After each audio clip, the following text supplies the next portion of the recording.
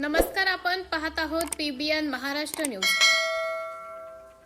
पाचोरा शहरात प्रतिबंधित गुटखा व सुगंधित तंबाखूच्या विक्री विरोधात पोलिसांनी कारवाई करत एका युवकाच्या ताब्यातून विमल पान मसाला व तंबाखूचा साठा जप्त केला आहे। या प्रकरणी संबंधिताविरुद्ध पाचोरा पोलीस ठाण्यात गुन्हा दाखल करण्यात आला आहे। मिळालेल्या माहितीनुसार दिनांक 5 जुलै 2026 रोजी पाचोरा शहरातील रेल्वे भुयारी मार्गाजवळ छत्रपती शिवाजी महाराज चौकाकडे जाणाऱ्या रस्त्यावर पोलिसांना एका संशयित व्यक्तीकडून आढळून आली।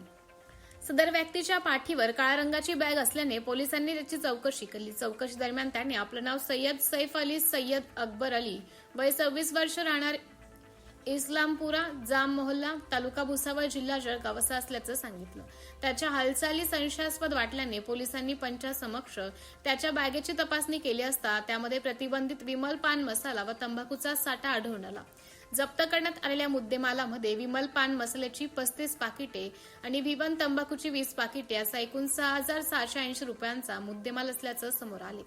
सर्व माल पंचनामा करून जप्त करण्यात आला आहे। महाराष्ट्र शासनाने गुटखा, पान मसाला, सुगंधित सुपारी तसेच तंबाखूजन्य पदार्थाच्या उत्पादन, साठा, वाहतूक व विक्रीवर बंदी घातलेली असताना संबंधित व्यक्तीकडे हा प्रतिबंध साठा आढळून आल्याने त्याच्याविरुद्ध पाचोरा पोलीस ठाण्यात गुन्हा नोंदवण्यात आला असून पुढील तपास पोलीस निरीक्षक राहुल कुमार पवार यांच्या मार्गदर्शनाखाली पोलीस हेड कॉन्स्टेबल राहुल चिंपी हे करीत आहेत।